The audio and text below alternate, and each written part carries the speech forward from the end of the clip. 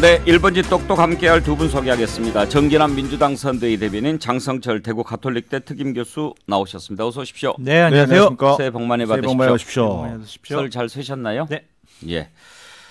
자, 이제 대선이 34일 앞으로 다가왔고 대통령 후보 등록일이 13일, 14일이죠. 그렇습니다. 등록일도 이제 10일 앞으로 다가왔습니다. 이제 초읽기에 들어간 느낌인데 무엇보다 오늘 밤에 있을 여야 대선 후보 TV 토론이 어떤 변수가 될지 궁금합니다. 어제 저녁에 이재명 후보와 김동연 후보 두 사람이 정책 토론을 했는데 혹시 정기남 대변인 들어보셨나요? 저는 이렇게 방송 출연 때문에 직접 보지는 못하고요. 예. 끝나고 유튜브를 통해서 좀 엑기스만 봤습니다. 어제 보니까요, 이 동영상 누적 조회수가 24만 회를 돌파했더라고요. 이게 10회 3판 승부라는 프로그램이죠. 네. 이 채널의 역대 최고 기록이고 무엇보다도 유튜브로 실시간 동시 시청자 수가 17만 명이 넘었는데 장성철 교수, 이게 유튜브 채널 동시 접속이 17만이라는 건 엄청난 거예요. 어마어마한 거죠. 예. 저도 방송 출연 많이 하지만 유튜브에서 이렇게 17만 명이라는 거는 저 처음 보는 것 같습니다.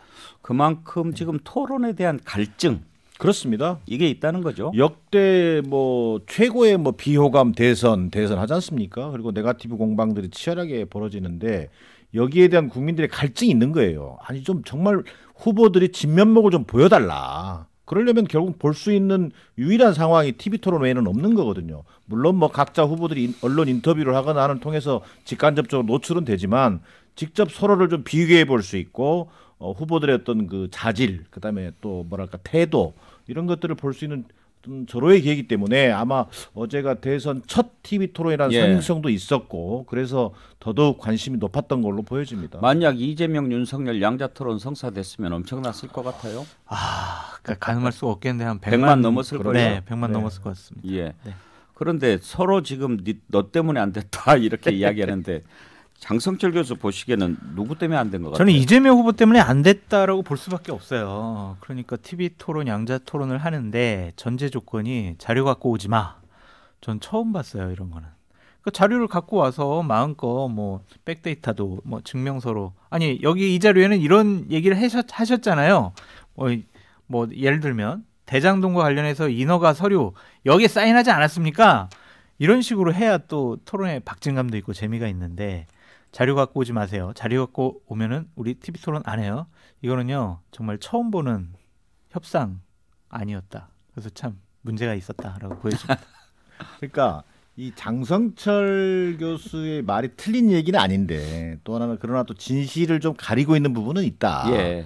자, 자료를 가지고 오지 말자는 얘기를 누가 먼저 했냐? 국민의힘이 먼저 했어요. 그래요? 그래요? 국민의힘이 먼저 제안을 할 때, 자, 처음에 양자 토론 제안하고 또 양자 토론 수용하니까 그러면은 주제 없는 토론을 또 고집을 해요. 그러면서 산무 공식적인 공문서를 가지고 와요. 예. 국민의힘 입장이라고 그래가지고. 예. 그래서 자료 없이, 주제 없이, 형식 없이 산무 토론하자. 먼저 국민의힘에서 국민의힘이 이렇게 제안을 합니다. 그럼 예. 그 팩트 맞아요? 맞습니다. 실제로 그 공문서가 있으니까요. 예. 공문서라기보다는 이제 그 협상안을 제시를 하는. 그거 찍어놨어요? 찍어놨어요. 제가 지금 보여드릴 수는 없고 어쨌든 그런 상황에서 자 그것을 고민을 하죠. 그걸 받았습니다. 받으니까 또 근데 자료는 좀 가지고 들어가자. 또 이렇게 얘기하는 거예요. 예. 자 모든 형식과 내용을 양보를 해왔단 말이에요. 자 그러나 윤석열 후보는 그 자료를 가지고 가자라는 게 대장동 자료를 가져가겠다는 거예요. 자 그 말은 의도가 드러난 거죠. 자 이번 토론을 국정운영 전반에 대해서 정말 다 열어놓고 한번 하자라고 하는 줄 알았더니 하나 둘 셋 양보하니까 막판에 가서 딱 대장동 자료만 내가 가지고 들어갈게 이렇게 나오는 거란 만약 말이에요. 그렇다면 얘기가 다르죠. 장성철 교수는 이 내용은 몰랐나요?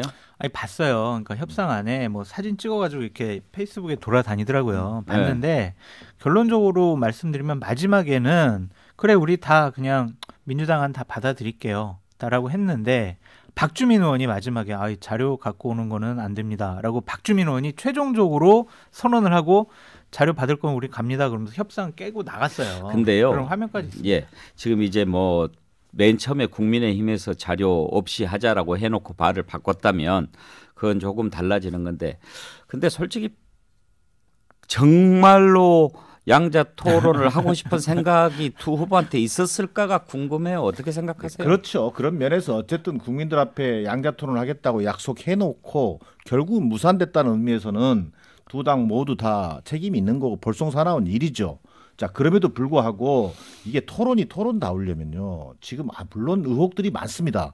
그리고 윤석열 후보 입장에서는 대장동 관련해서 어떤 이재명 후보가 확정적 준범죄자라고 얘기할 정도로 확신까지 가지고 있어요. 자, 그럼에도 불구하고 서로 상도이라는 게 있는 거지 않습니까? 대장동 토론만 하겠다고 하면요. 이게 이번 토론 무산되고 나니까 국민의힘에서 또 얘기해요. 예. 일종의 이제 공세전인데 이번에 사자토론 오늘 저녁에 하는 사자토론 끝나고 또 2, 3일 뒤에 양자토론 제안할 거다. 예. 이게 뭐냐면 대장동 토론을 하자는 거예요. 하면 어때요? 아니 할 수 있습니다만 예. 할 때 하더라도 그러면 예. 자 똑같은 조건에서 하자. 예. 자료 가지고 오지 마. 다 나 놓고 해. 메모하면서 하지 아니 마. 자료랑 메모하면서. 가지고 오고 다 자료 가지고 와도 좋아요. 하고. 자 그럼에도 불구하고 예. 대장동 의혹 토론이라는 게 말이 됩니까? 아니 최소한 그러면 의혹별로 한 5번 하면 되잖아요. 아니 윤석열 후보가 하겠습니까? 아니 처음에 한번 받았으니까 그러려면 그다음에는 이제는 저 무속 논란 가지고 또 한 2시간 최소한 하고. 그런 정도의 신뢰가 있으면 어제 토론 합의 자체가 무산되지 않죠. 근데 공식적으로 국민의힘 쪽에서는 양자 토론을 대장동에 국한한 토론만 합시다라고 한 적이 한 번도 없습니다. 그러니까 자료를 갖고 가겠다라는 얘기만 했지 대장동 자료를 우리가 갖고 갈게요라고 한 적도 없고 그냥 전반적으로 자료를 갖고 가는 양자 토론 합시다라고 했는데 민주당에서 지레 겁먹고 대장동 관련된 자료를 갖고 올 거야. 우리를 곤혹스럽게 할 거지라는 추측과 상상으로. 대장동도 대장동인데 혹시 이런 것도 있지 않았을까 싶어요. 이제 대장동 자료라고 딱 박지는 않았지 않습니까? 그렇다고 한다면 어떤 수치라든지 통계라든지 국정 전반에 관한 뭐 이런 부분들에 대해서 상대적으로 이재명 후보가 좀 더 꿰고 있고 이런 거 없이 자 그러자면 이제 시험 볼 때도 오픈북 테스트가 있고 그냥 못 보게 하는 게 있잖아요.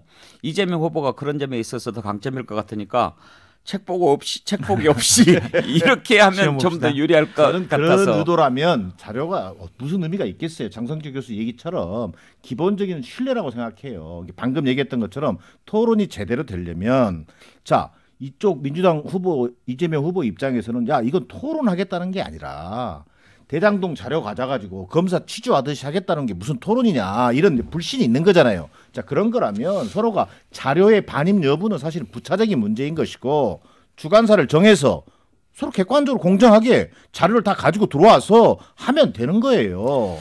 근데 저는요 어쨌든 그냥 자료 문제를 갖고 양자 토론을 못하겠다라고 한 쪽이 저는 잘못이다라는 생각이 들고 솔직히 양자 토론을 하면요 자료 볼 시간도 없어요. 막 서로 공방을 그렇죠. 하는데 언제 자료 찾아가지고 우리도 마찬가지잖아요. 못해요. 그래서 이거는 부차적인 문제였는데 이 시청률이 상당히 아주 높았을 것 같은데 이 양자 토론이 무산돼가지고 상당히 아쉬운 마음이 분이야 있습니다. 뭐 토론의 달인들이시니까 자료 없이도 되겠지만 상대적으로 지금 양자 토론 한다고 하면 얼른 우리가 생각하기에 윤석열 후보가 좀 더 불리할 거라는 예상을 하잖아요. 아무래도 경험이 부족하니까. 그런데 어차피 안 될 수도 있다는 생각하에 지금 이제 서로 막 수싸움 한 거 아니겠어요? 국민들이 보기에 이쪽에서 피했네 저쪽에서 피했네 하는 인상을 주기 위해서. 근데 그 수싸움에서 누가 이긴 것 같은가 하는 질문을 드려보고 싶은 거죠. 근데 제가 이제 3자적인 객관적인 입장에서 보면은 어쨌든 반복된 말씀이지만 자료 갖고 오지 마. 자료 갖고 오면 토론 안 할 거야. 이게 좀 옹색해 보인다라고. 3자적 아닌 것 같은데요? 자료 반입 여부로 국한돼서 프레임이 짜지는 것은 이재명 후보에게 좀 뭔가 더 큰 양보 이런 것들을 하지 못했을 거라는 아쉬움이 있지만 이번 토론이 안 되는 거 보니까 결국은 프롬프트 없으면 한마디도 못하는 윤석열 후보가 토론을 회피하는구나라는 그런 이미지도 분명히 국민들에게는 부각됐을 걸로 보여집니다. 반박하지 않겠습니다.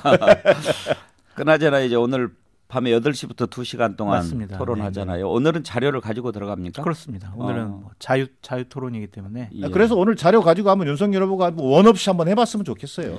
그래서 4가지 정도예요. 첫 번째 이제 부동산 문제 하고요. 두 번째 안건은 이제 자유 토론하고 세 번째는 외교안보, 네 번째는 일자리와 성장 부분. 예. 일단 네 문제 국한해서 하니까 2시간 동안 좀 뭐 차별성 있게 토론이 진행될 수도 있을 것 같다라는 생각이 듭니다. 그렇습니다. 이게 첫 번째 이제 양자 토론 김동연 후보와 양자 토론 어제도 상당히 반응이 좋았지만 오늘 사자 토론에 쏠리는 국민들의 시선도 대단히 지금 뜨겁지 않습니까? 저는 그동안 역대 비호감 대선 그랬지만 대장동 특혜 의혹이라든지 또는 뭐 김건희 씨의 윤석열 후보의 부인인 김건희 씨의 뭐 무속인 뭐 연루 의혹이라든지 이런 네거티브 공방보다는 좀 더 지금 코로나 위기 상황 속에서 앞으로 우리 경제 상황이 어떻게 될 것인지 또 뭐 대안과 관련돼서 더 나아가서 뭐 국제적인 문제 관련해서는 미중 갈등 속에서 진짜 북한의 또 도발 상황 속에서 한반도의 평화는 어떻게 지킬 건지 양극화 문제, 차별화 문제 이런 문제를 어떻게 완화시킬 건지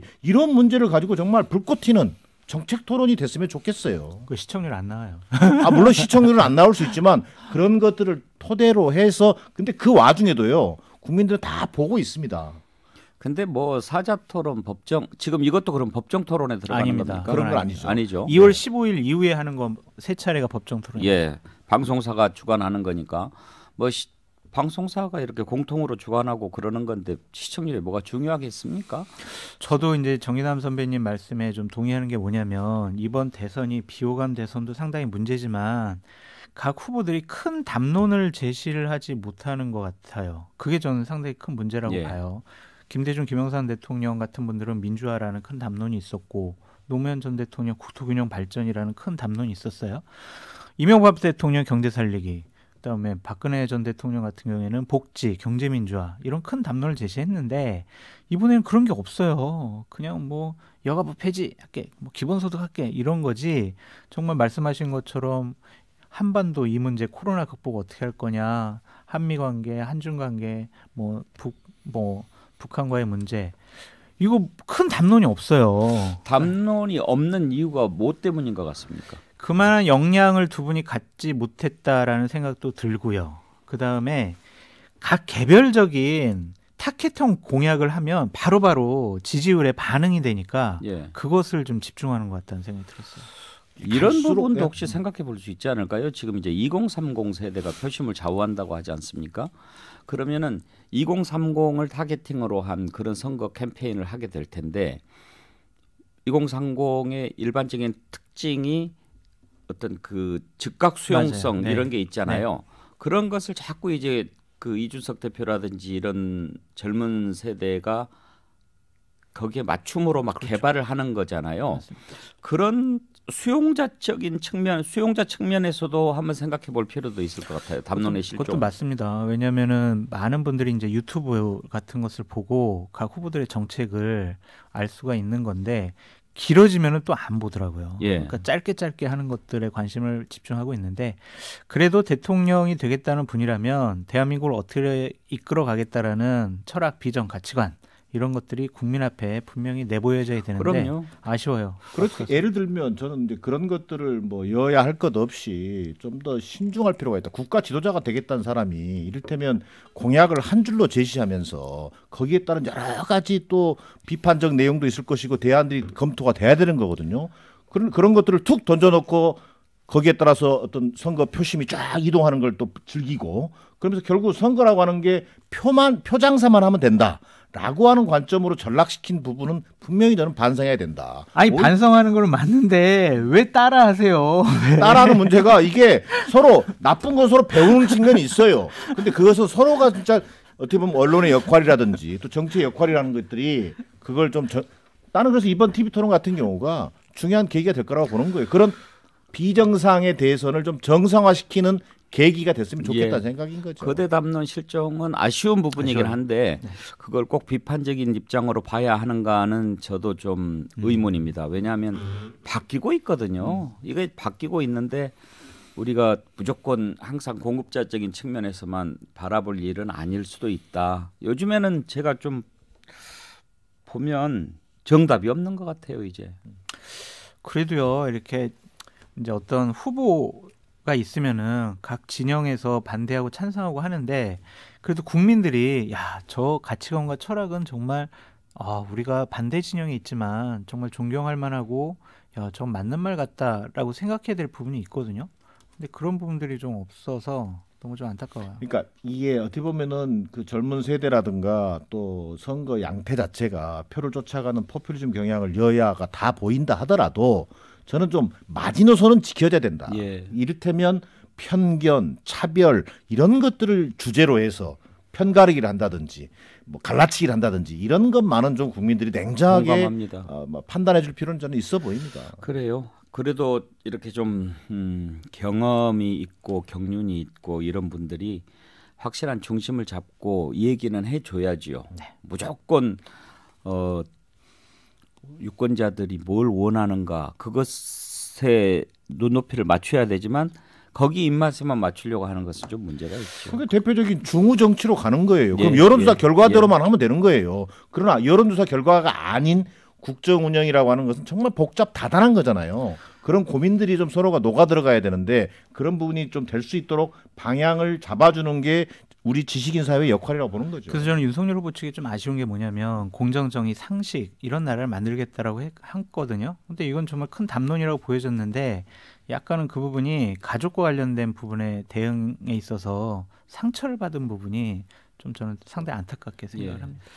자, 오늘 이제 저녁에 토론 기대가 됩니다. 내일 어떤 내용이 또 가장 큰 메뉴가 될지도 주목이 되고요.